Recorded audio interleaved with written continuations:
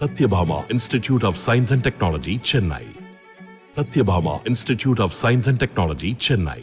விழுப்புரம் வழுதரெட்டி பகுதியில் சுடுகாடு பகுதியை ஆக்கிரமித்து கட்டப்பட்டதாக கோவிலை நகராட்சி அதிகாரிகள் இடித்ததால் பொதுமக்கள் காவல்துறையினருடன் வாக்குவாதத்தில் ஈடுபட்டதால் பரபரப்பு ஏற்பட்டது.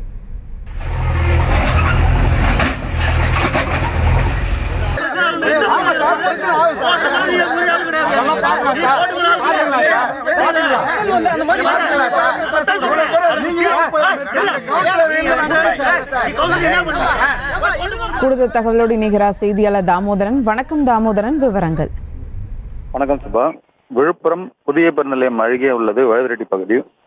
இந்த வழுதரெட்டி பகுதி சுடுகாடு பகுதியானது சுமார் 5 ஏக்கர் பரப்பளவு கொண்டது. இந்த பரப்பளவில் சுமார் 1/4 ஏக்கர் பரப்பளவில் அங்காளம்மன் கோவில் என்ற கோவிலை இந்த பகுதி மக்கள் கட்டி கடந்த 3 ஆண்டுகளுக்கு மேலாக வழிபட்டு வருகின்றனர். இந்நிலையில் இந்த பகுதியில் ஆக்கிரமிப்பு செய்து இந்த கோயிலானது கட்டப்பட்டுள்ளது என கூறி விழுப்புரம் வழுதரெட்டி பகுதியை சேர்ந்த சமூக ஆர்வலர் ஆரோக்கியசாமி என்பவர் சென்னை உயர்நீதிமன்றத்தில் பொதுநல வழக்கு ஒன்றை தொடுத்திருந்தார்.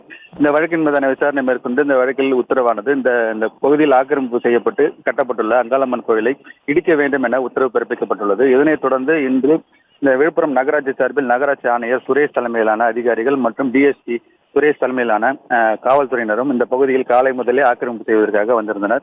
தற்பொழுது இந்த கோயிலானது ஆக்கிரமிப்பு அகற்றப்பட்டு நகராட்சி ஊழியர்கள் ஜேசிபி இயந்திரம் மூலமாக அந்த கோவிலை இடித்து வருகின்றனர். இதற்கு இந்த பகுதி மக்கள் கடும் எதிர்ப்பு தெரிவித்து அந்த பகுதியில் பெரும் போராட்டத்தில் ஈடுபட்டனர். அதிகாரிகளுடன் வாக்குவாதத்திலும் ஈடுபட்டனர். இதனைத் தொடர்ந்து அந்த பகுதியில் ஒரு சில மக்கள் ரோட்டில் அந்த பகுதியில் கோயில் முன்பு உயிர்ந்து புரண்டும் மண்களை வாரி அதிகாரிகள் மீது விட்டும் சாபத்தினை விட்டும் அவர்களது ஆத்திரத்தை தீர்த்துக் கொண்டனர்.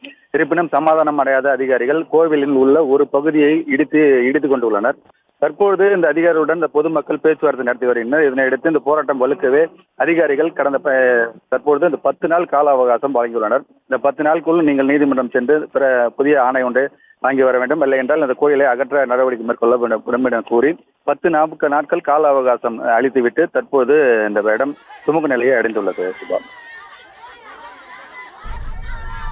விவரங்களுக்கு நன்றி Damodaran. Satyabhama Institute of Science and Technology, Chennai.